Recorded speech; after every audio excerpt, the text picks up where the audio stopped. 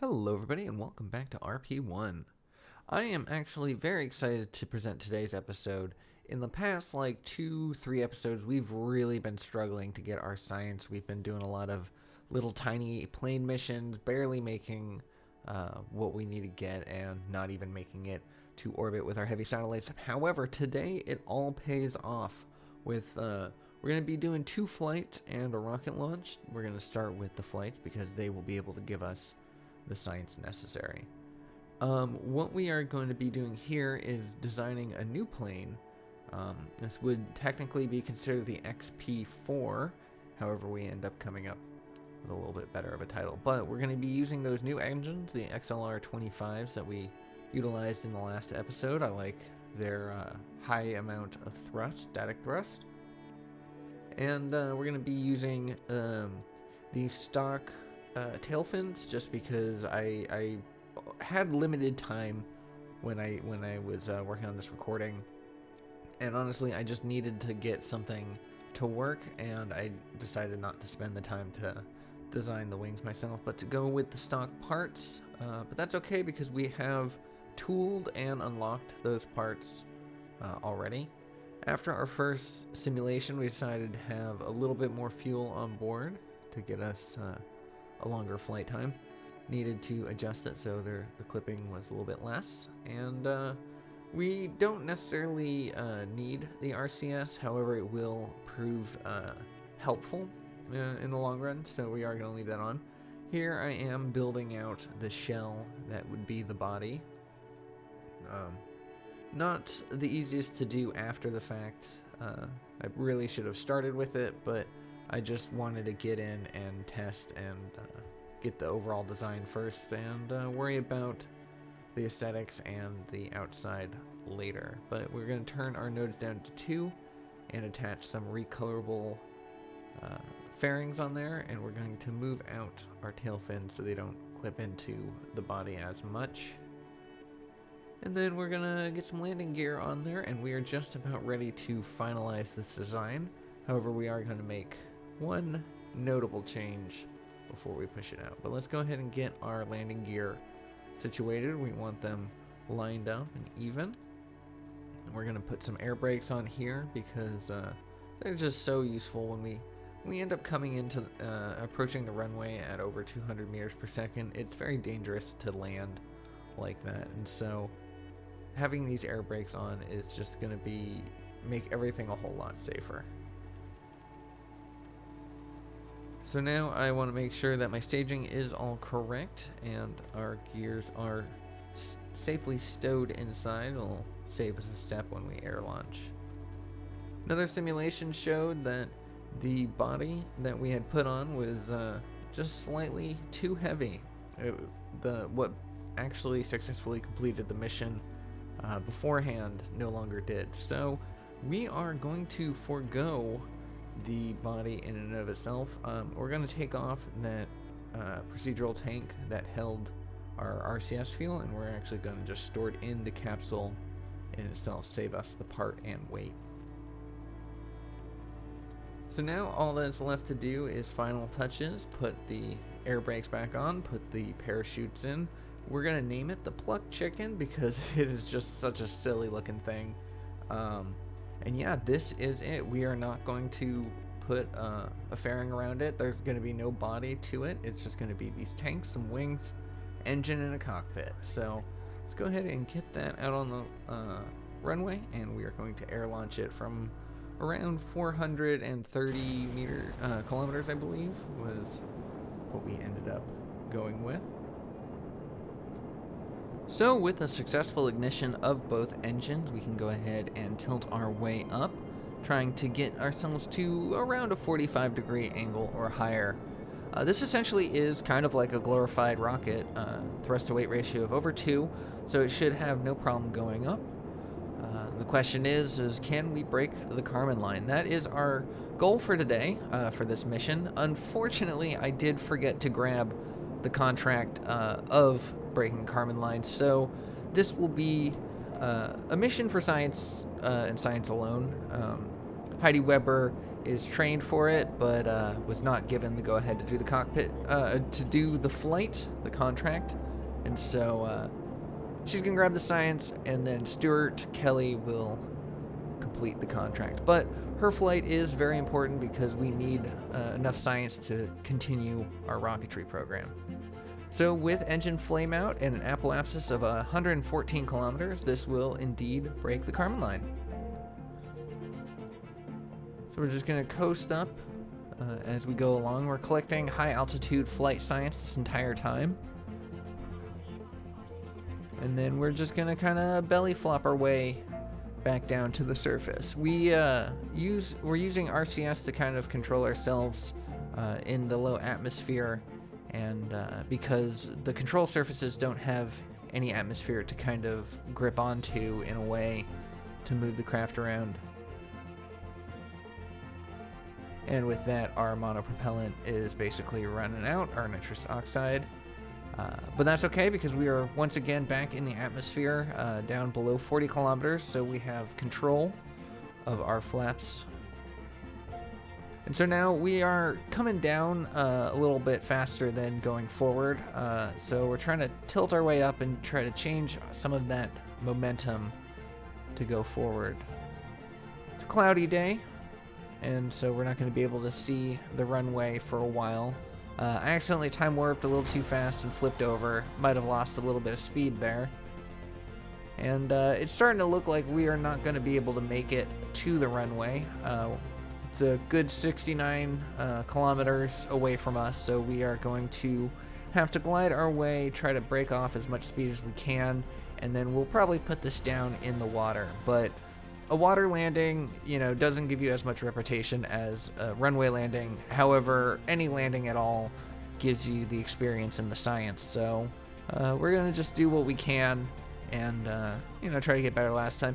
This distance from the runway was tested and it worked. So I think in our flight we must have lost a little forward momentum with that time warp that I did not too long ago. But with nothing else to do, we need to slow ourselves down. I realized that I waited a little too long to stage my parachutes, and we're actually going faster than I would have liked. But thankfully, it wasn't so fast that we lost our pilot. So let's go ahead and grab Heidi Weber, 35 kilometers away from the KSC, but nonetheless easy enough to get her safely back home. And with that, she had 216 days added onto her career. She's not going to retire until December of 1964. And she got us 4 science points for that, which is enough to unlock the 1956-1957 solid rocket engines, and that's going to give us access to better SRBs that will hopefully be able to push ourselves to orbit. Because, as you may recall in the last episode, we put out this Goldbird Psi satellite in an attempt to pick up the science necessary for high-speed flight, which we still need. But now that we have the SRB, hopefully that will be enough to push ourselves into orbit. So we're going to go ahead and edit the Goldbird Psi satellite that we had already built. It was 98% complete at this point when we're editing it. So it was basically done. And we are going to end up redesigning this lower stage a little bit, using a lot of the same stuff, but nonetheless, it will end up changing a little bit before we're ready to go. But I take this SRB, attach it onto the final stage, and this SRB burns for 21 seconds, so it will be pretty good to finalize any orbits. We're going to go ahead and take off the near-Earth probe core because we could spin stabilize it well enough that we didn't actually need the RCS on there or the probe core to control it. So we're going to go ahead and adjust our staging, make sure everything is the way that we want it, and then we will do a simulation. And with the simulation coming back, it was still struggling to orbit, so I decided to kind of throw everything away and start again from the very basics. And we are going to adjust our probe core. We're going to turn it still into a cone, but a hollow cone. And we are going to tuck away this SRB inside.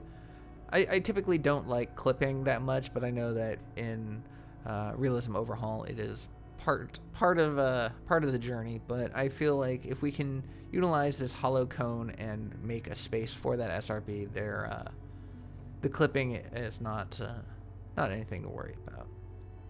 So there we go. We removed 2 of the solar panels because they actually are fairly heavy, relatively speaking, to the craft, and I want to give this as much of a possibility to get into orbit as possible. We are quickly hitting a wall in our X-Plane program because we are just not able to go fast enough to do the contracts or collect the science, or even get to a high enough altitude that we can start making science. So we are relying a lot on this Goldbird's science satellite right now. I am building the second stage now. We are going to be using the RD-105s yet again. I kind of like that engine. And it's at this point that I noticed that it actually did have an upgrade. For some reason I thought that it didn't, but that might actually be... Oh, you know what? That's probably the XLR-25s that don't have the configuration upgrade. That's right. But this one can be upgraded at least just one more time after that, which is nice. So we have a little bit of longevity in its lifespan. So I'm building this kind of egg shape interstage. I don't need to. I could just very well make it flat, but I just kind of like the idea of this shape for our circularization stage. So we're going to adjust it until it has the 440-second burn that the RD-105 provides, which is nice. And it's about 7.5 minutes right there, so this thing will be pretty good as long as we can get it to a high enough altitude that it can spend all of that time in space and not come back down because the time to apoapsis was too short. So we are going to be using our tried and true RD-108 lifting engine for the center with 2 RD-107s on the sides as side boosters. It's kind of what we've been doing this whole playthrough. I really like this launch vehicle, and it's been the configurations have been upgraded several times, and we still have quite a few more configurations left to go. So hopefully this will be the workhorse of our program going forward, and if we can get that satellite into orbit without any problem, then we should be able to utilize this same rocket for the rest of the contracts in the program.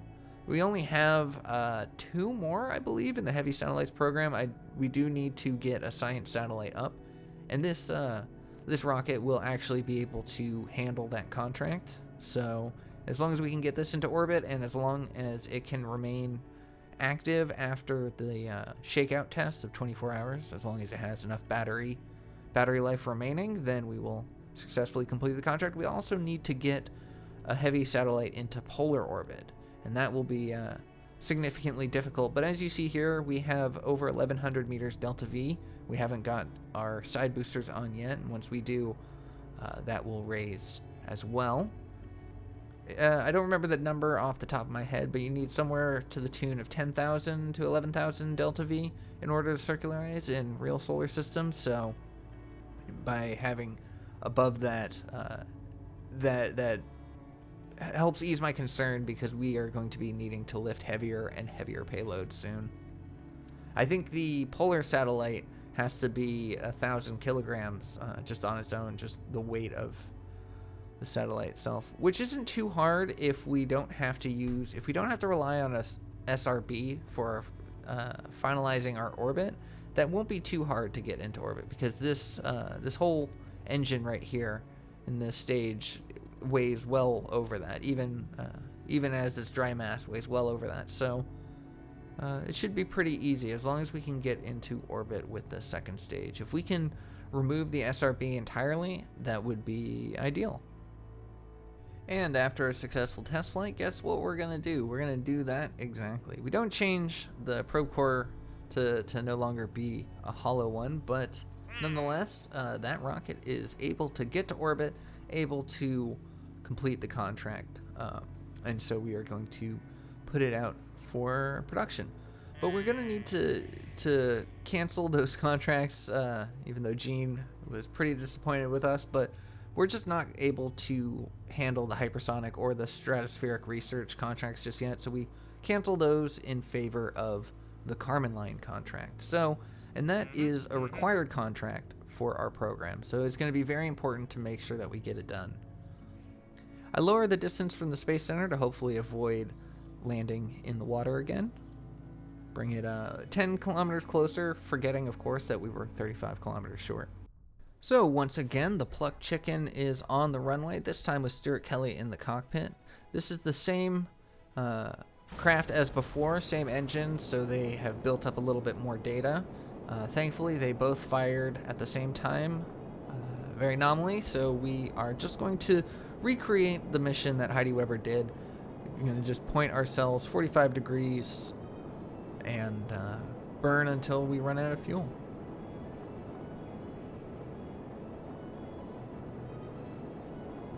Once again, we are going to be grabbing some high altitude flight science. There is quite a few residuals to be had. I think it's like 10.9 science in total. But of course that doesn't start until after 40 kilometers. Got half a minute left of burn time, and we are rapidly approaching the Carmen Line. 10 seconds to go, 10 kilometers to go, 5 seconds, and we have passed the 100-kilometer mark. As you see here, our RCS is struggling to maintain our position, but luckily we ran out of fuel before we flipped over so much that we lost our control. Mars is looking rather bright. I don't know if what is going on with that. I think it's a graphical bug. I saw someone else talk about it online that they were having it as well. My thought, my little headcanon, is that Mars is beckoning us forward and wants us to go visit.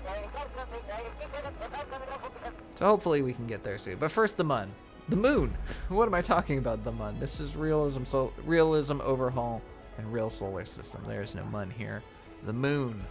I'm still excited. I was a little bit disheartened this past week and 2 weeks, actually, these two episodes, because I was starting to feel like we were locking ourselves into a position where we wouldn't be able to move forward, and that would be really sad.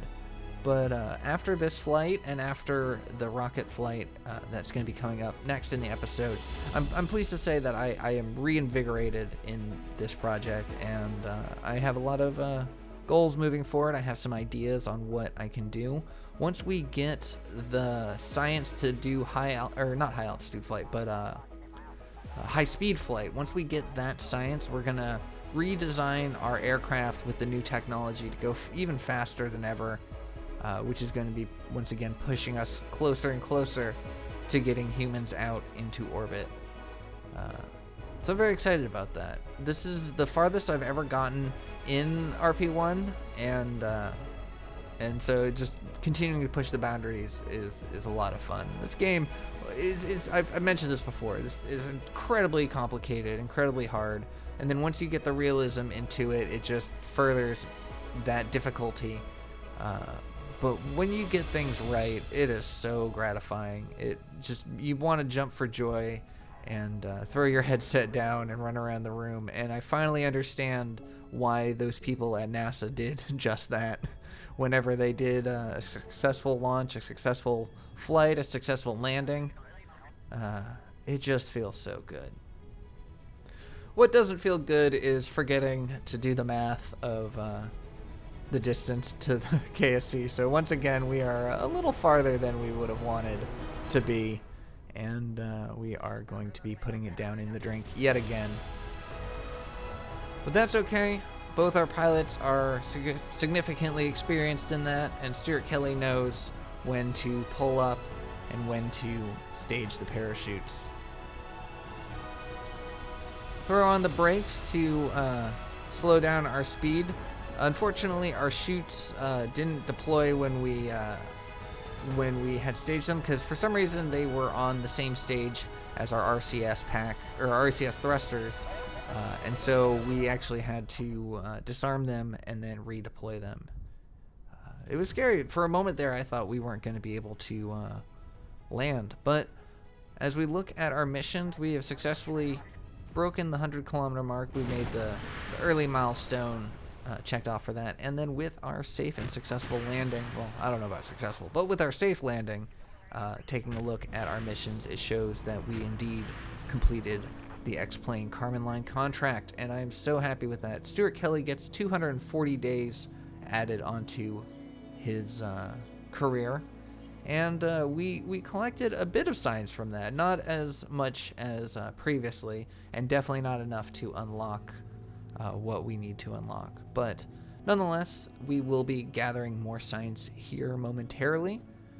We are, however, going to spend some time in the tracking station and spend the day watching the Earth rotate below us until it is actually in the dead of night. Not the middle of the night, but pretty close to it. We want to launch a rocket at nighttime, even though it'll be harder to see, possibly less interesting to watch. However, by having our apoapsis, by having the longest period of our orbit be in the side where the sun is, we can guarantee the maximum efficiency for our solar panels. So, unfortunately, sorry for the dark screen, but it will lighten up eventually. That Mars bug makes it look like the moon, which I thought was pretty cool. The scientific satellite, as we see up there in the contracts, needs to be 1,000 kilograms.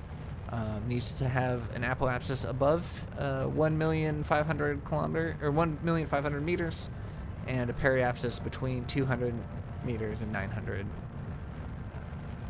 or 200,000 and 900,000 meters. So, a significant orbit to say the least. And that is part of the heavy satellites contract, is you have to really have to push for it. I've actually been enjoying the heavy satellites program, the heavy satellites program more than the light satellites.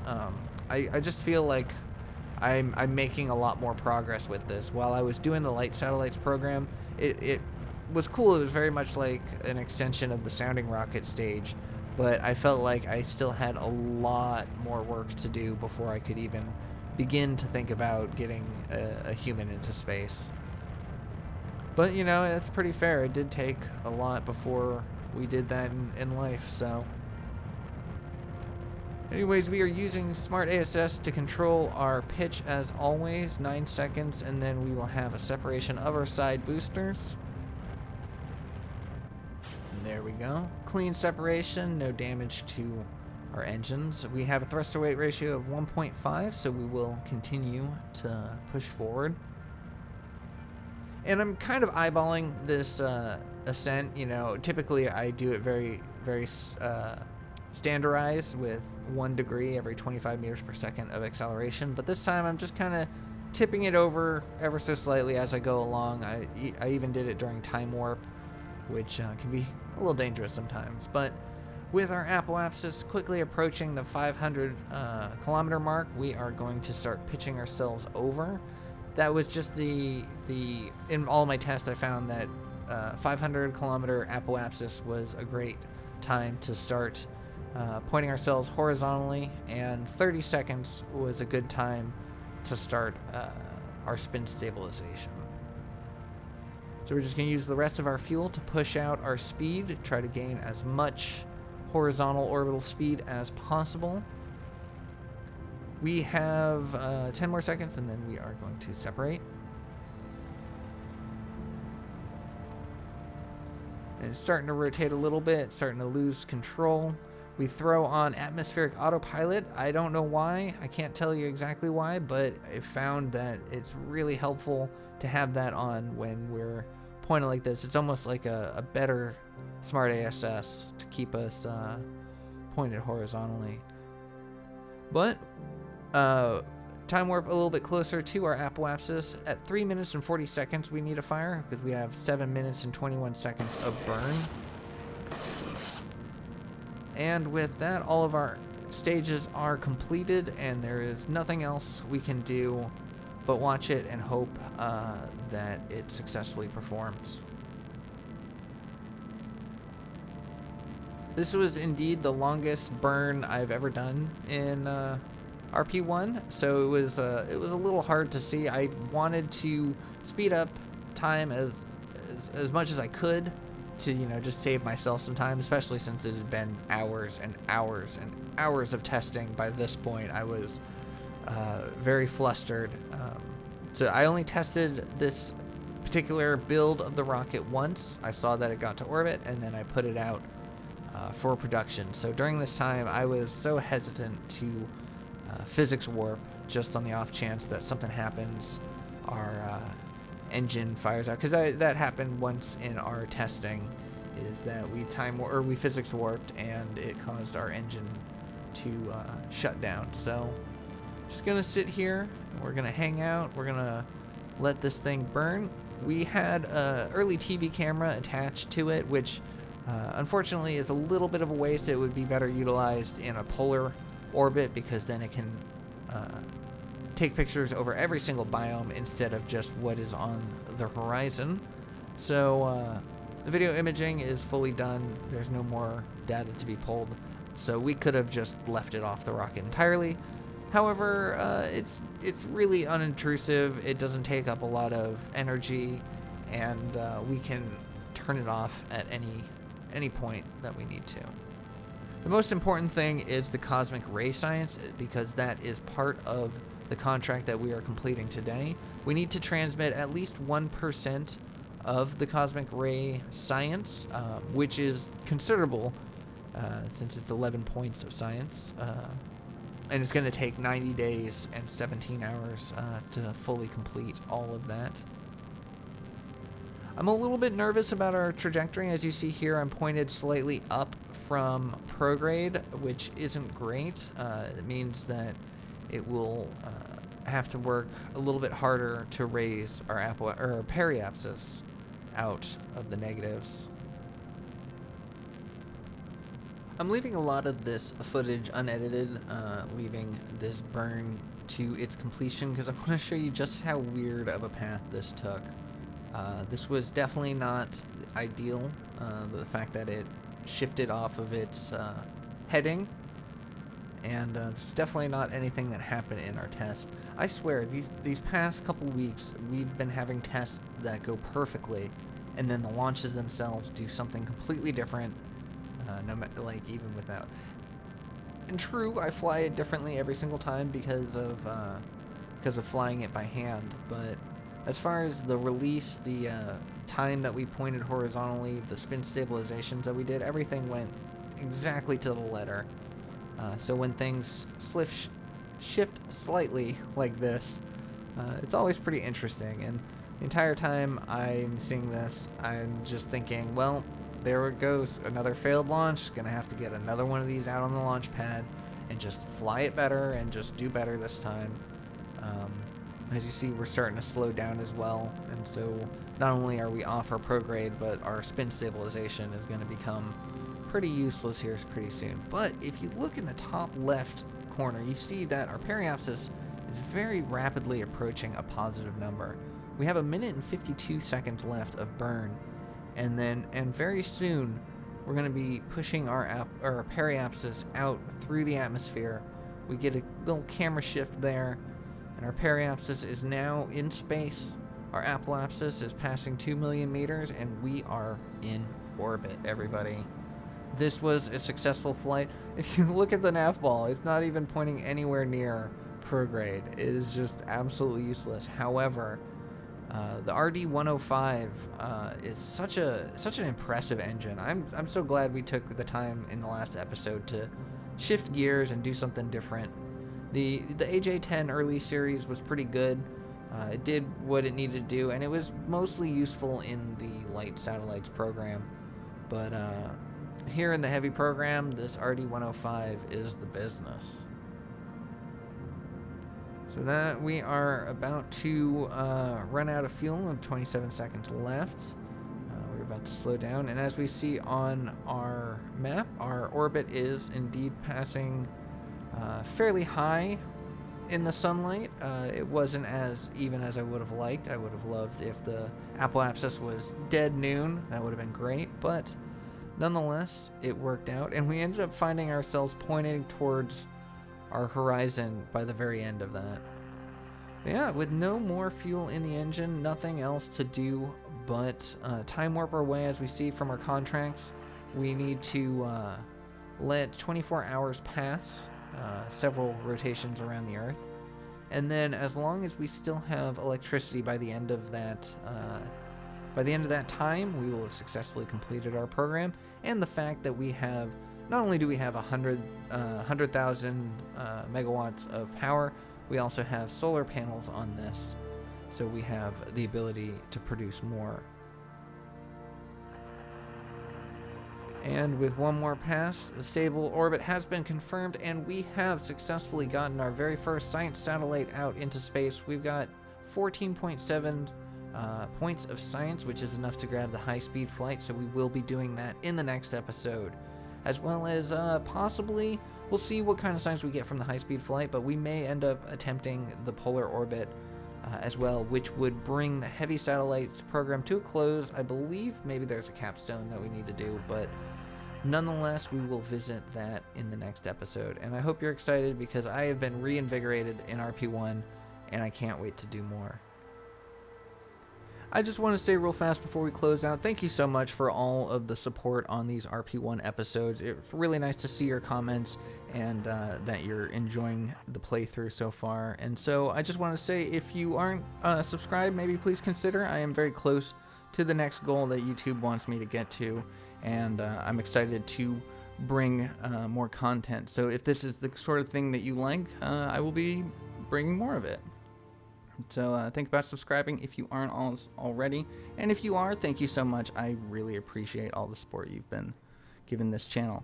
But anyways, that is where I'm going to leave today's episode. Thank you so much for watching. I hope you enjoyed it. I hope you're looking forward for more RP-1. If you did think about subscribing, drop me a like, let me know your thoughts, and I will see you on the next one. Take care.